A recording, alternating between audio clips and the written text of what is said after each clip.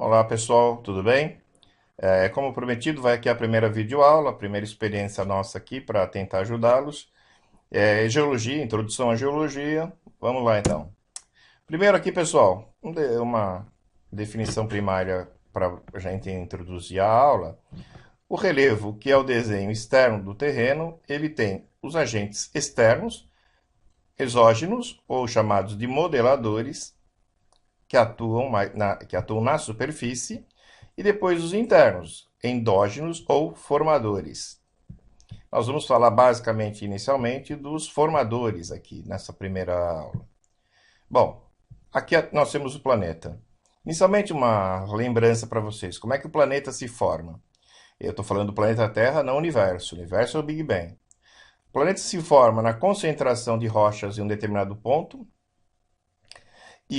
do nosso universo, e aqui essa concentração vai determinar, com o passar do tempo, ela vai se acumulando, a Terra vira uma espécie de bola de fogo. Existem gases que vão depois se separar, formando a atmosfera, e o vapor que se separa, formando chuvas, neve, etc.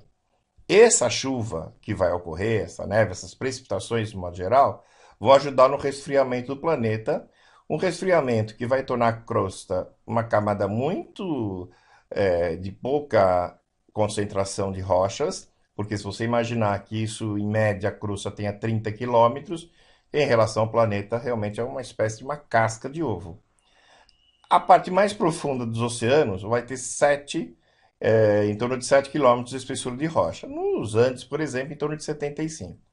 Depois nós temos aqui a litosfera, né? Antes da senosfera nós temos a litosfera, tá? A astenosfera, que corresponde a uma parte já do manto. Então aqui na astenosfera eu tenho um material plástico incandescente, né? Lembrando que litosfera é rocha, mas na astenosfera tem esse material incandescente, exercendo grande pressão pela sua temperatura, que quer ser expelido. E aí ele vai encontrar menor resistência no fundo dos oceanos, por exemplo.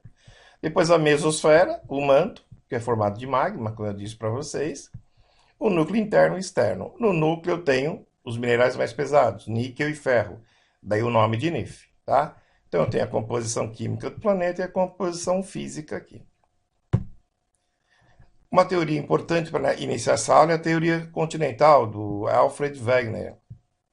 Uma teoria recente, um meteorologista alemão, que diz que aproximadamente entre 200 e 250 milhões de anos não existia separação entre os continentes. Só havia um, Pangeia, e um único oceano, o Pantalás.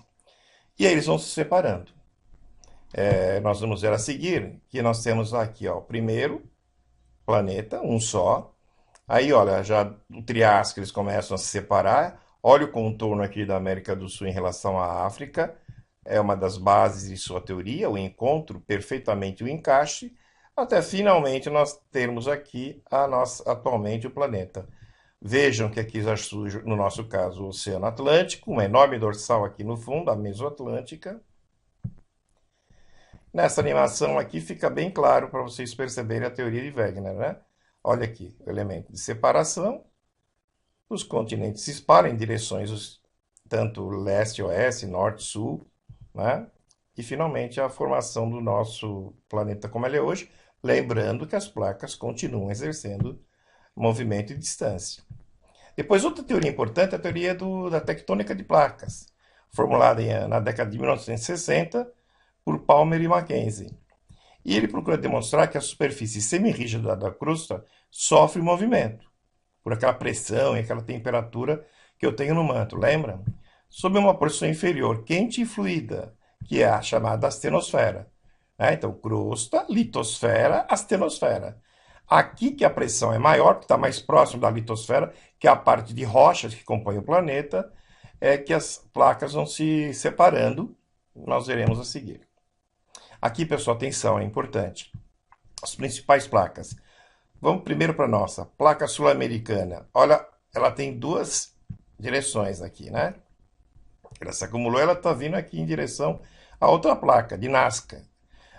Essa distância, esse distanciamento é de 2 centímetros por ano. Veja a posição do Brasil.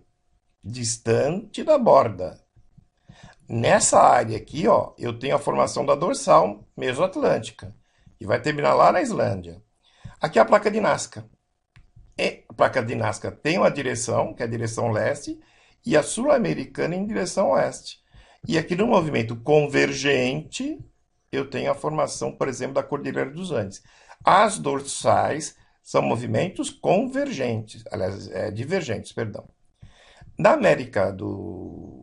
da América Central, você está percebendo aqui a placa de Cocos, a do Caribe, aquela região de grande intensidade geológica.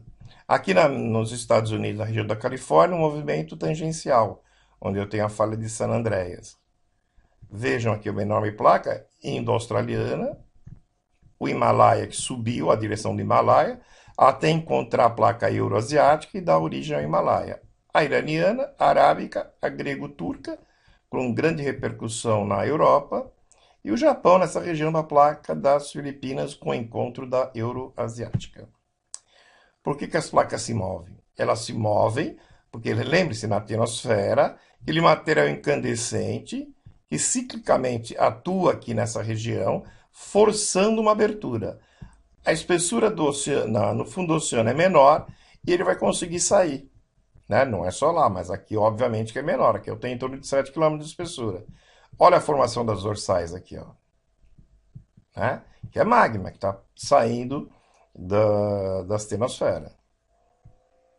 Uma outra imagem que vocês percebem aqui, a crosta continental, a crosta oceânica, uma em direção à outra, movimento convergente, a zona de subducção, penetração dessa camada de rocha nas astenosferas, derrete, ela se eleva, criam o quê? Vulcões e cadeias de montanhas nessa camada da astenosfera.